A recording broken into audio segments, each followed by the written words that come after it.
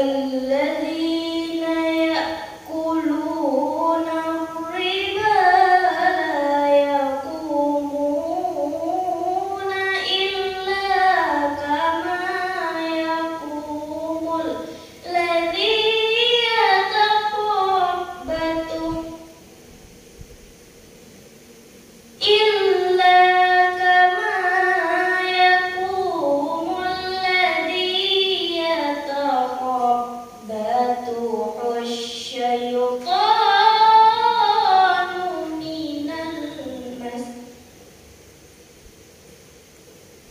ذلك بأنهم قالوا إنما البيع مثل الربا. Aku berlindung kepada Allah dari godaan syaitan yang terkutuk.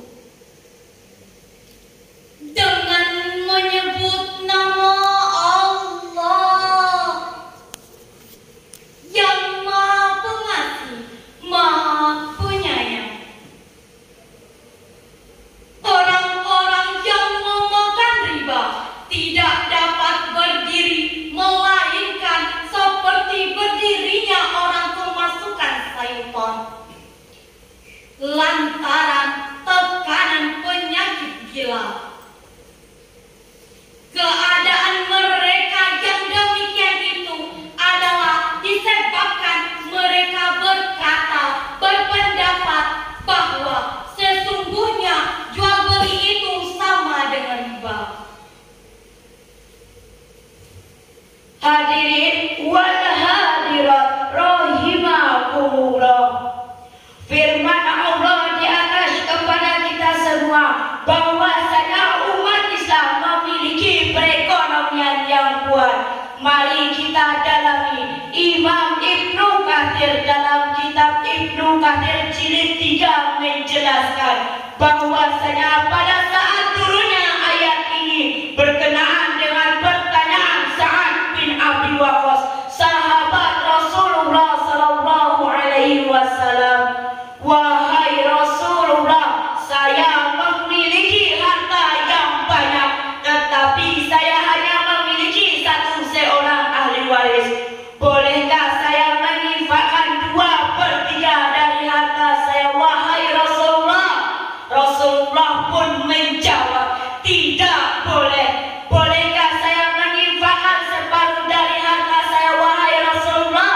Rasulullah pun menjawab, tidak boleh. Bolehkah saya menginfakkan 1/3 dari harta saya, wahai Rasulullah? Rasulullah pun menjawab, tidak boleh.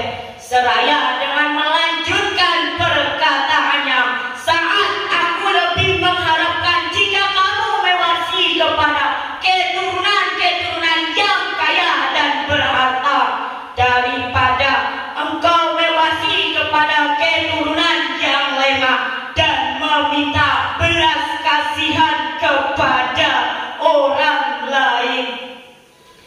Kisah ini mensyarahkan kepada umat Islam bahwasanya orang tua harus mewarisi kepada keturunan yang sehat fisik, kuat mental, dan kuat perekonomiannya. Syekh Mustafa Al-Maraki menjelaskan di dalam kitab Al-Maraki menggunakan kalimat khafa alaihim merupakan kekhawatiran jika anak-anaknya terlantar dan tersia-siakan.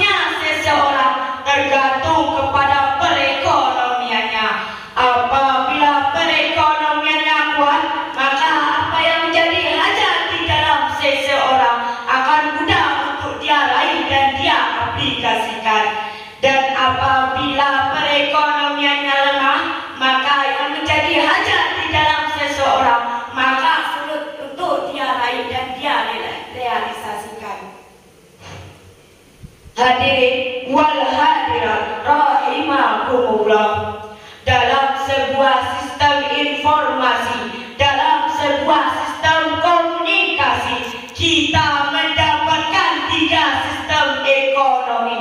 Pertama, ekonomi sosialis, di mana pemerintah mengagung-agungkan sistem perekonomian mereka. Kedua, sistem perekonomian kapitalis, di mana setiap individu wirausaha menghambur-hamburkan sistem perekonomian mereka. Dalam sistem inilah yang akan menjadi jarak antara yang kaya dengan yang miskin, yang lemah dengan yang kuat. Dengan penumpangan sistem inilah mari kita baca dalam surah Az-Zariyat ayat 19. Bismillahirrahmanirrahim. Wa fi amwalihim haqqul lis-sa'ili wal mahrum. Shadaqallahul azim.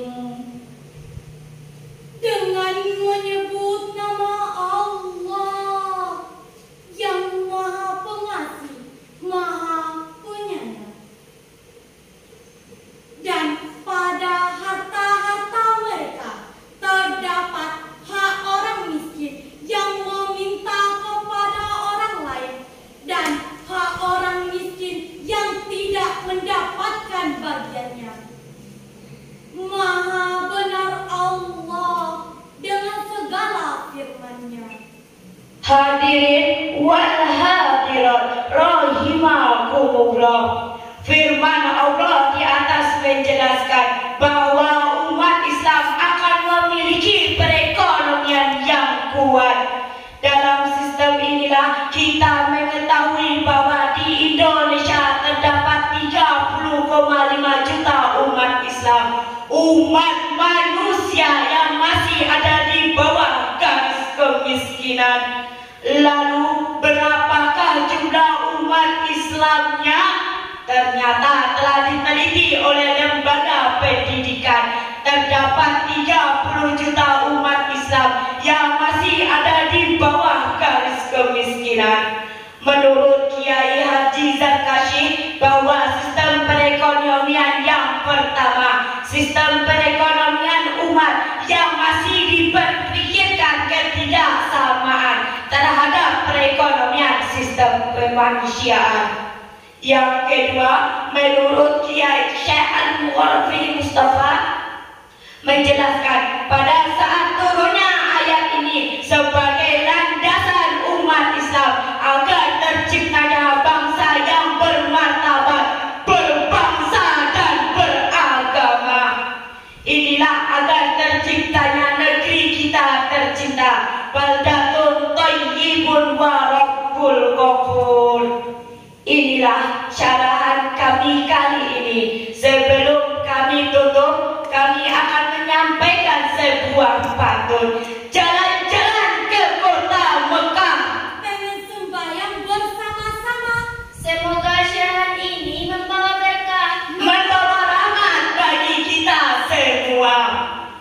Wassalamualaikum warahmatullahi wabarakatuh. Waalaikumsalam warahmatullahi wabarakatuh.